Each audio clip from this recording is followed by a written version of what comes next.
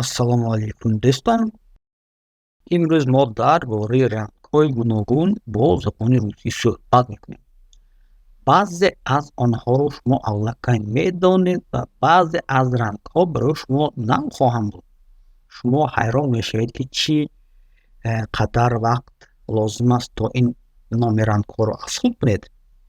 Метавонед бо дӯстони русзабони худ дар бораи рангҳои дӯстдоштаи худ бо забони русӣ суҳбат кунед, то тезтар аз худ карда бошед. Имрӯза мавзӯъ бошад чӣ хеле ки гуфтем, рангҳо бо забони русӣ.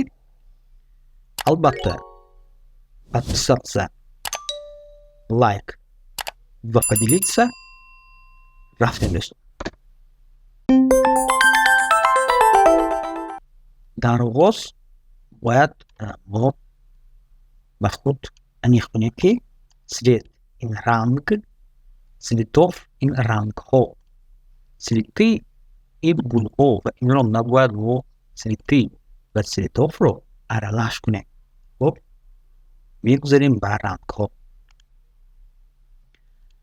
Ранги сурх оғоз мекунем аз ранги сурх. Ранги сурх — красный цвет. Красный цвет. Ранги сурх — красный цвет. Барои мисол, я люблю красные розы. Ман садбарги сурхро дӯст медорам. Яъне ман гули садбарги сурхро дӯст медорам. Норанҷӣ ё худ норинҷӣ, оранжевый. Норанҷӣ ё худ норинҷӣ, оранжевый цвет. Оранжевый цвет, чиҳеле ки дар инҷо мебинем, ин ранги апельсин. У него есть оранжевый карандаш. Ӯ қалами норинҷӣ дорад. Норанҷӣ дорад. Оранжевый, норинҷӣ. Инак норинҷӣ ё худ оранжевый. Жёлтый, ранги зард. Жёлтый, ранги зард, жёлтый цвет. Жёлтый, зард. У неё есть жёлтая кофта. Ӯ кофтаи зард дорад. Ана ранги зард, ана кофтаи зард. У неё есть жёлтая кофта. Ӯ кофтаи зард дорад. Вақте ки мо мегӯем у неё, яъне мо дар назар дорем духтар занро. Бо диққат мешавем, ана инҷо як гӯем чизе хеле нозук аст, ранги кабуд. Аз хотир намебарорем, ки дар русӣ синий кабуд қабул шудааст.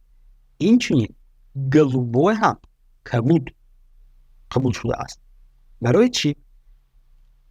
Синий и голубой цвета, яъне рангҳои синий ва голубой, аз якдигар бо тобишҳояшон фарқ мекунанд. Синий цвет более тёмный, как правило, а голубой светлее. Яъне вақте мегӯем синий, ин ранги ториктар ва голубой ин равшантар, лекин ҳардуяшон кабуд. Барои мисол, ана ин мошин, ана ин мошин як ранг ва ана ин мошин дигар ранг дорад. Хоб, ана ин мошин ҳисоб мешавад синяя, синий. Ин мошин ҳисоб мешавад голубой. Голубой, синий, синий, голубой, синий, голубой, голубой, синий. Инчунин дар мисоли мо низ ҳамин хел аст. Хоб, барои ҳамин ҳатто осмон ҳам синий шуда метавонад, ҳам голубой шуда метавонад. Барои мисол, ана ин ранги голубой. К дому подъехала голубая машина. Ба хона мошини кабуд наздик шуд. Мошини кабуд омад. К дому подъехала голубая машина. Идома медиҳем бунафш, ранги фиолетовый ё худ бунафш ранг. Фиолетовый, яъне фиолетовый ё худ бунафшӣ гуфта, мо ана ин рангро мегӯем. Хоб, ана ин ранг ранги бунафшӣ аст. Мисол, у неё фиолетовая сумка. Ӯ сумкаи борхалтаи бунафшранг дорад ё худ фиолетовый дорад. in ранги фиолетовый.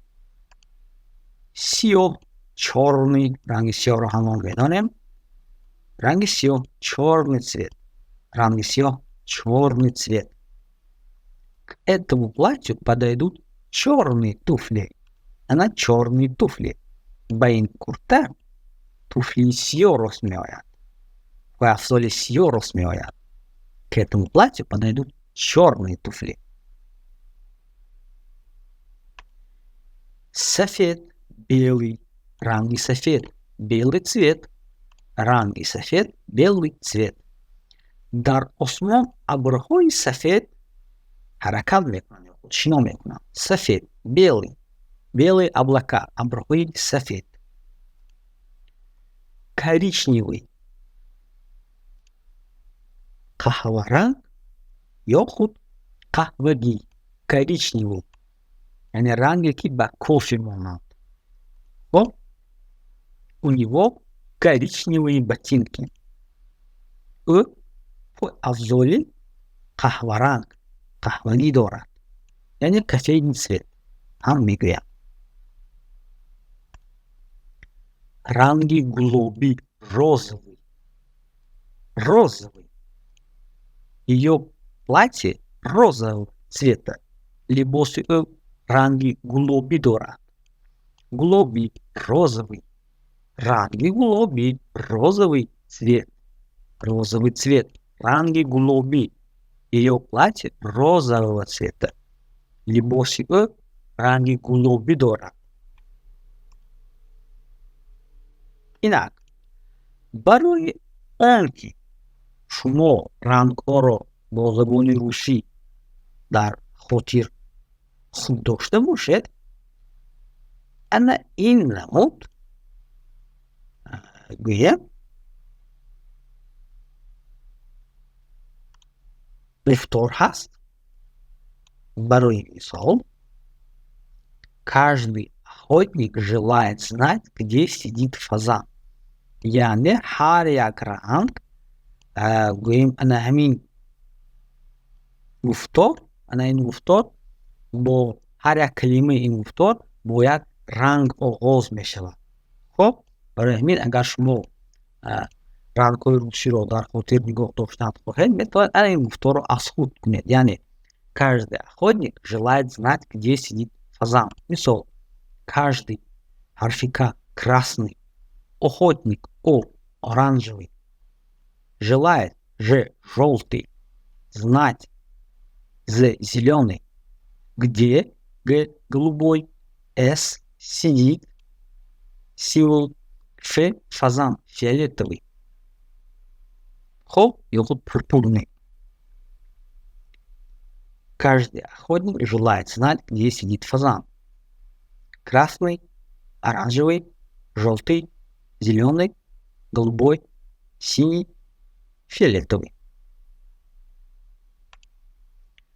العقل رنگ‌ها آخری کلمه یعنی چخیل عوض میشه. برای مثال ما میگویم красная рубашка, красная рубашка یعنی اینجا آخرش کلمه. красное вино آخری حرف او یعنی در بعض موارد красная, در دیگر موارد красное. این رو نیز باید از خاطر نبراریم. یعنی آخرش красная او красное. مثال رو ببینیم. какого цвета ее платье? رنگ کرته او کدام است؟ چه است؟ ее платье красного цвета. کرته او رنگی سرخ دارد. какого цвета ее платье? کرته او چه رنگ است؟ کدام رنگ است؟ ее платье красного цвета.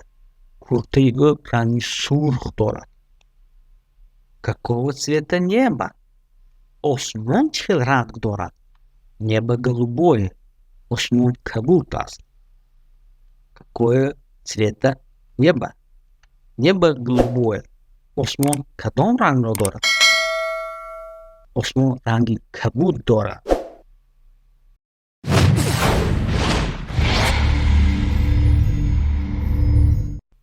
خب دوستان حالا با یاری این ویدیو شما اکثر نام‌های رنگ‌ها رو با زبان روسی از خود کردنتون ممکن بود، یعنی باور داریم که از خود کردید و در حیات هر روزتون استفاده میکنید. در آخر البته میتونید کامنتاری خود رو بذارید و ایده موضوعهای نو برای از خود کردن زبان روسی. چون همیشه دوستان موفق، سلامت و با کانال ما باشید. برای کار دوستان.